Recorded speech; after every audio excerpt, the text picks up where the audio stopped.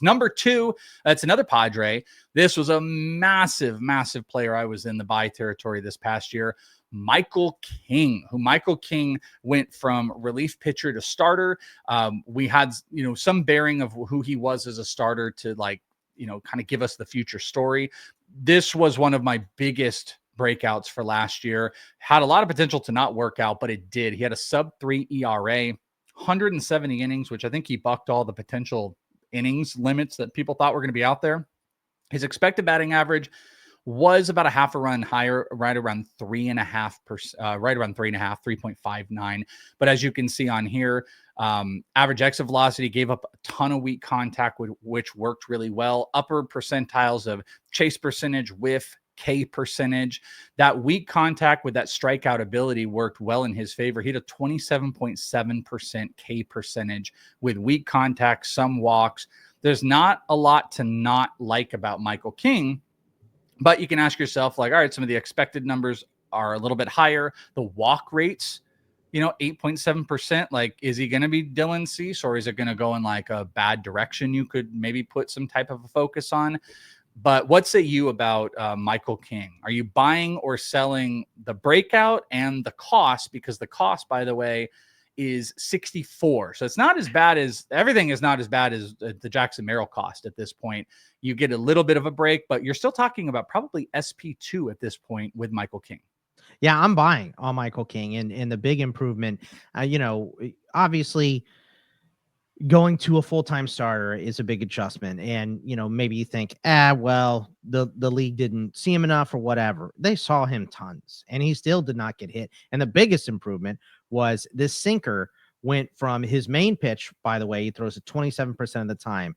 He did throw it more last season at 33.5% as I should say in 2023. But he threw it way more the year before, and it got hit at a 273 clip. The XBA was 264, so that was right in line. His main pitch dropping to a 200 batting average and an XBA of 226 or 225. It is huge. It's an enormous improvement for him. We saw him go over 200 strikeouts. I think this range of where you have to buy him, I think is perfect. Behind Cease, Reagan, Snell, Yamamoto, Cole, Lopez, I think I'm taking all those pitchers ahead of Michael King. But I think I'm taking Michael King ahead of Fromber, Imanaga, Bryce Miller, Luis Castillo, Bailey Ober, and Nola. I think I'm buying him over those guys as well. So I think the cost is about perfect for where he's going.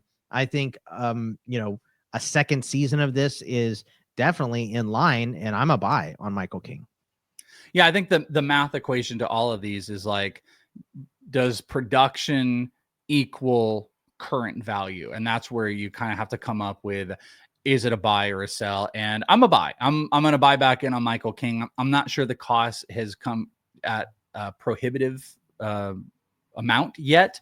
It could start to float there, but there's still just a lot of positives. You mentioned the pitch mix change. He went more sinker, even though he ended up throwing it less. He dropped velo on it because that's going, from relief to being a starter and having to maintain. But he threw the changeup a ton more, and the changeup became a big strikeout pitch. 36% whiff rate was great. 28% K percentage. Check this out too. 4 different pitches registered as 10% or higher that he threw. As a matter of fact, 17%.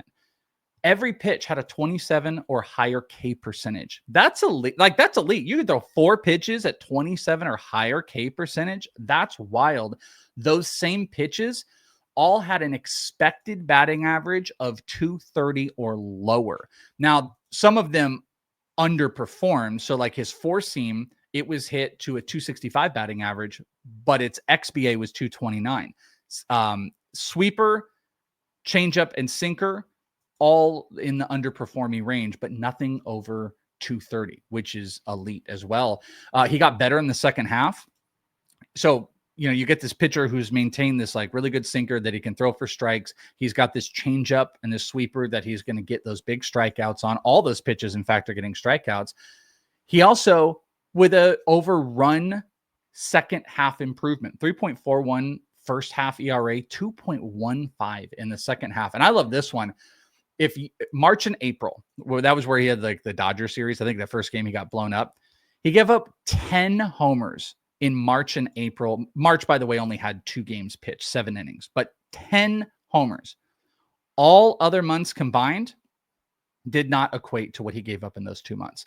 He ended up giving up only 7 total homers from May on through the rest of the year. So you're maintaining homers. You're in a pitcher-friendly environment. You got 4 pitches that have big strikeouts. You don't cost the top 50, and you're not being viewed in the top 10 SP. I think he's got a real shot. Like, I buy the breakout. I think he's got a real shot to maintain this value. Even if he does regress from ERA, it's going to be hard to be like a sub 3 ERA guy again. But if he's like 3.3 and he's pushing to 200 innings and he strikes out 200 in this pitcher friendly environment, maybe he gets 15 wins. It's going to pay off. So I am a buy on Michael King from this past year. Bogman, you buy. I'm definitely buying. Yeah. All right. So it's the Justin Timberlake. We are buys all over on Michael King, which is maybe is a little bit of a setup there. So, and there's probably, there's bigger negatives. Like I said, the walk rate could be maybe a little bit of a problem. Sinkers don't traditionally have like really high K rates. So like, it's funny, the whiff rate is only 18% on that, but the K rate is higher. So if like that regresses a little bit, he might have to sit on his changeup and sweeper a little bit more, but I think he's going to hold like a 26 or higher K percentage. And I think the walks actually could improve. Well, this is also another case of, get to a different team with a different coaching staff and they bring the best out of you. That's exactly what happened to him this year. And I expect to see some type of continuation of that. Maybe he'll revert back a little bit, but where he's going right now is very appropriate for sure.